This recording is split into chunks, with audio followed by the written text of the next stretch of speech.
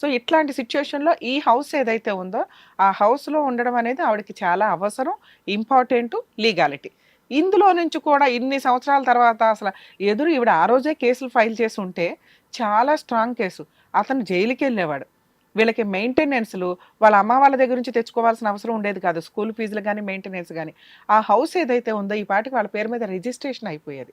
Okay. ఈ wrong step వాళ్ళు చేయడం వల్ల అతనికి ఎట్లా లీనియన్స్ అయిపోయిందంటే, ఊరికే నామకే వస్తే ఇంట్లో ఉంది, ఇది వారసత్వపు ఆస్తి, మా నాన్నదో మా తాత ముత్తాతలదో, ఈ ఇంట్లో ఉండడానికి లేదు, లేదా ఇతని పేరు మీదే ఉండుండొచ్చు, నేను అమ్మేస్తాను, ఈవిడ ఇంటిలో నుంచి బయటకు పోవాలి, లేకపోతే జుట్టుపట్టి ఈడ్చేస్తాను, ఈ అమ్మాయి మీద ఎలిగేషన్స్ వేస్తూ ఇల్లు కూడా వీళ్ళకి లేకుండా చేయడానికి ప్లాన్ చేస్తున్నారు. మరి ఈవిడకున్న హక్కులేంటి, ఈవిడ ఆ ఇంటిని కాపాడుకోగలదా లేదా, దీని గురించి మనం ఇప్పుడు మాట్లాడదాం. యాక్చువల్గా ఒక వైఫ్కి ప్రాపర్టీస్ మీద రైట్స్ ఉండవు, కానీ కోర్టు ఏం చెప్తుందంటే maintenance, shelter, education, medical, transports, ఏది కోర్టులు ప్రొసీడింగ్స్కి వీటికి వెళ్ళినప్పుడు ఇవి ప్రొవైడ్ చేయాల్సిన అవసరం ఉంది. అలాగే ప్రాపర్టీ షేర్లు ఎట్లాంటి కేసుల్లో వస్తాయి అంటే, ఇన్ని సంవత్సరాల మ్యారిటల్ రిలేషన్లో, అంటే ఈవిడ ఇల్లు చూసుకుంటే హస్బెండ్ బయట పనులు చూసుకొని వచ్చి ప్రాపర్టీలు కొనటం అనేది జరుగుతూ ఉంటుంది. లేదా ఈవిడ కూడా బయట జాబ్ చేసుకుంటే ఈవిడ ప్రాపర్టీస్ కొనుక్కోవచ్చుగా, ఈవిడ ఏదైనా పని చేసుకొని ఉండుంటే. సో ఇట్లా ఉన్నప్పుడు ఏంటంటే, ఈ 20 years మ్యారిటల్ రిలేషన్లో ఒక పాప ఉంది, ఈవిడికి ఒక రకమైన హెల్త్ ప్రాబ్లమ్ని క్రియేట్ చేసిపోయాడు. అదే మామూలుగా ఆవిడ ఆరోగ్యంగా ఉంటే ఇంకేమైనా చేసుకునేదేమో. ఇంత మైనస్ అమ్మాయి జీవితాన్ని రాసేశాడు.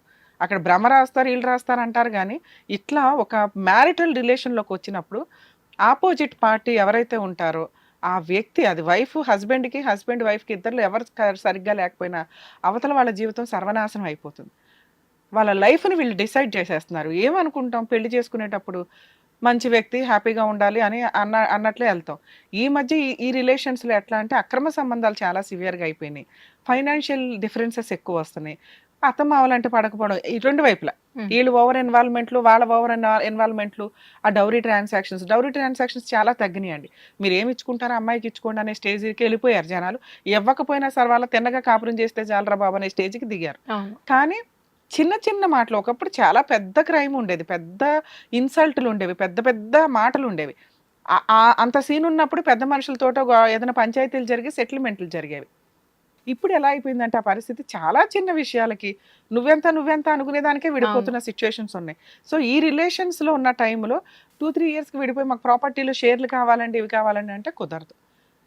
ఇన్ని సంవత్సరాలు మ్యారిటల్ రిలేషన్ ఉన్నప్పుడు ఆవిడ ఆల్రెడీ ఒక వైఫ్గా కొన్ని బాధ్యతలు నిర్వహించి ఉంటుంది కాబట్టి ప్రాపర్టీలో కొంత షేర్ ఇవ్వడానికి అవకాశం ఉంది.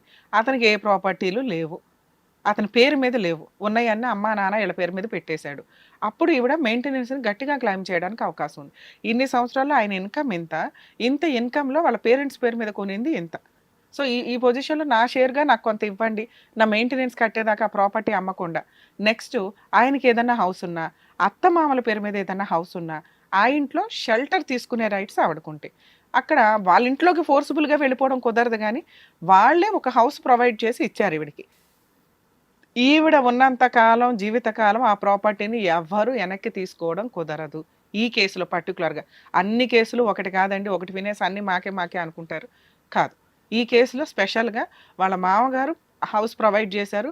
అది వాళ్ళ హస్బెండ్ పేరు మీద ఉండనివ్వండి, మామగారి పేరు మీద ఉండనివ్వండి, లేదా ఆయన సిస్టర్ ప్రాపర్టీ పేర్ల మీద ఉన్న, ఇందులో జీవితకాలం బతుకున్నంత కాలం ఉండే హక్కు ఈ అమ్మాయికి ఉంది. మరి మనవరాలకి ఏమొస్తుందండి? ఇతని హౌస్ ఖాళీ చేసేయమంటే ఎట్లాగా? అలా ఖాళీ చేయమనటం కుదరదు. అలా వాగగలడేమో కానీ ప్రాక్టికల్గా వర్కౌట్ అవ్వదు.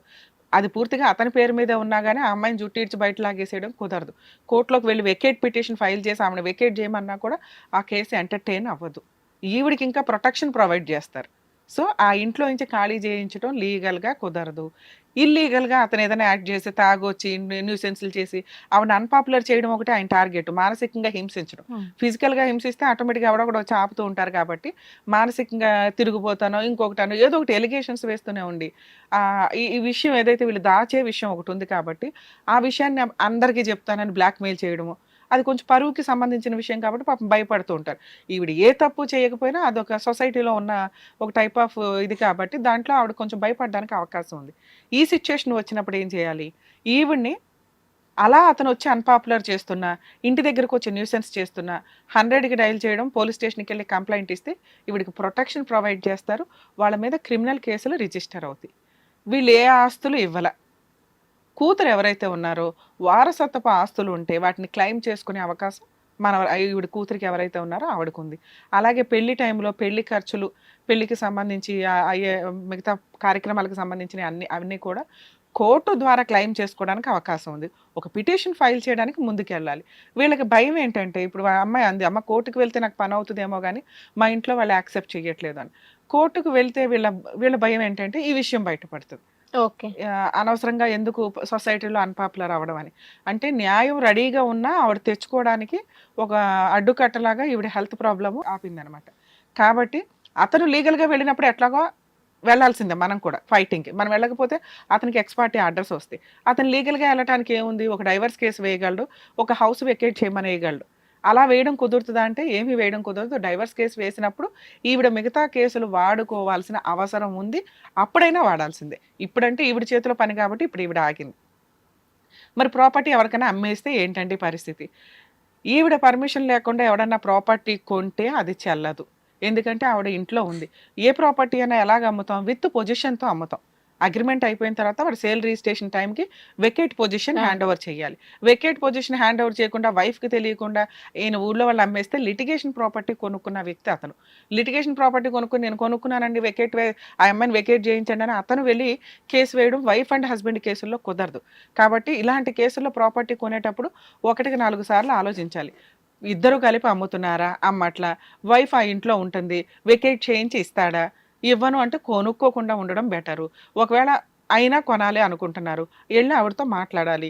వాళ్ళిద్దరికి ఏదైనా సెటిల్మెంట్ చేసి ఆవిడ ఇష్టపడి మీ రిజిస్ట్రేషన్ టైంకి నేను వెళ్తానండి అని ఆవిడ ఏదైనా కాంపెన్సేషన్ తీసుకొని వెళితే అప్పుడు ప్రాపర్టీ కొనుక్కోవచ్చు. తప్ప మేము అగ్రిమెంట్ చేసేసుకున్నామండి, మేము చూసుకోలేదండి అంటే మీ కర్మ. యాజ్ ఏ కన్సూమర్గా నువ్వు అన్నీ అవేర్తో ఉండాలి. పర్టికులర్గా ఒక ప్రాపర్టీ కొంటున్నప్పుడు ఇల్లు ఏ పొజిషన్లో ఉంది, లోపల ఎట్లా ఉంది, ఏంటి అన్నీ చూసుకుంటాం. వెకేట్ పొజిషన్ ఏంటో చూసుకుంటాం, అప్పులు ఉన్నాయా లేదా అని చూసుకుంటాం, లీగల్ హెయిర్స్ ఎవరో చూసుకుంటాం. ఇవన్నీ చూసుకునే కొనాలిగా. ఇవన్నీ చూసుకోకుండా కొన్నాడు అంటే వాడు రూపాయినే ₹10 పావలాకో కొంటున్నట్టు లెక్క. లిటిగేషన్ అక్కడ కన్వర్ట్ అయినప్పుడు మరి ఆయన వచ్చి ఈవిడ మీద కేసు వేయగలడా అంటే వేయగలడు తప్ప వెకేట్ చేయించలేడు. లిటిగేషన్ ప్రాపర్టీ కొనుక్కున్న వ్యక్తి కాబట్టి. సో అమ్మ ఇప్పుడు మీతో మాట్లాడుతున్నాను, వినండి. చెప్పండి మేడం. ఇప్పుడు దాకా నేను మాట్లాడింది మీకు అర్థమైంది కదా? మేడం. సూపర్. ఇప్పుడు నువ్వు అస్సలు డౌట్ పడాల్సిన అవసరం లేదమ్మా. మీ హస్బెండ్ నిన్ను వెకేట్ చేయమని అంటే నీకు పోలీస్ స్టేషన్కో నీకు కోర్టుకో వెళ్ళడం ఇష్టం లేదు. నీ ఇష్టం, నువ్వు ఎంత కాలం అంటే అలా ఉండు. ఎప్పుడైతే నీ ఇంటి దాకా వచ్చారో ఎవరైనా కొనడానికి వస్తే నువ్వు గట్టిగా వార్నింగ్ ఇచ్చే రైట్స్ నీకున్నాయి.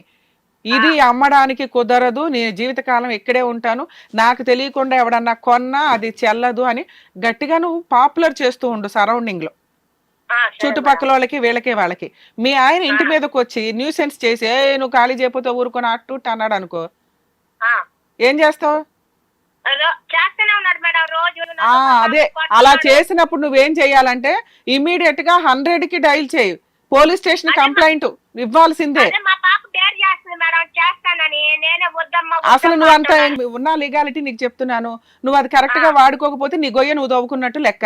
హిట్ టీవీ యాప్, ఇందులో short news, live news, entertainment shows, movies, digital magazines తో పాటు మీ జిల్లా వార్తలను కూడా ఫ్రీగా చూడొచ్చు. అంతేకాదు కేజీ నుంచి పీజీ వరకు విద్యార్థులకు స్కాలర్షిప్ కూడా అందిస్తున్నాం. ప్రతి వారం 10 మందికి లక్కీ డ్రా ద్వారా ఒక్కొక్కరికి 10,000 రూపాయలు అందిస్తున్నాం. ఇంకెందుకు ఆలస్యం, వెంటనే హిట్ టీవీ యాప్ ని డౌన్లోడ్ చేసుకుని ఫ్రీగా ఎంటర్టైన్మెంట్ పొందండి. Hit TV app. Hit TV app. Please download hit TV app. Hit TV app ని ఫ్రీగా డౌన్లోడ్ చేసుకుని ఎంజాయ్ చేయండి. మీకు నచ్చిన ఎంటర్టైన్మెంట్ కోసం హిట్ టీవీ యాప్ ని ఫ్రీగా డౌన్లోడ్ చేసుకుని ఎంజాయ్ చేయండి. హిట్ టీవీ యాప్ ని డౌన్లోడ్ చేసుకుని ఆస్వాదించండి, ఆశీర్వదించండి. ఇంతమంది సెలబ్రిటీలు హిట్ టీవీ యాప్ ని డౌన్లోడ్ చేసుకోండి అని చెప్తున్నారంటే ఎంత మంచి యాప్ ఆలోచించండి. అమెరికా అమెరికా అమెరికా అమెరికాలో చదవాలనుకునే వాళ్ళకి విశ్వసనీయమైన పేరు మన శౌర్య కన్సల్టెన్సీ. UK లో 1 year masters, UK లో 1 year masters, 2 years work permit up to 5 years visa. Contact Saurya Consultancy. Contact 89851 89851.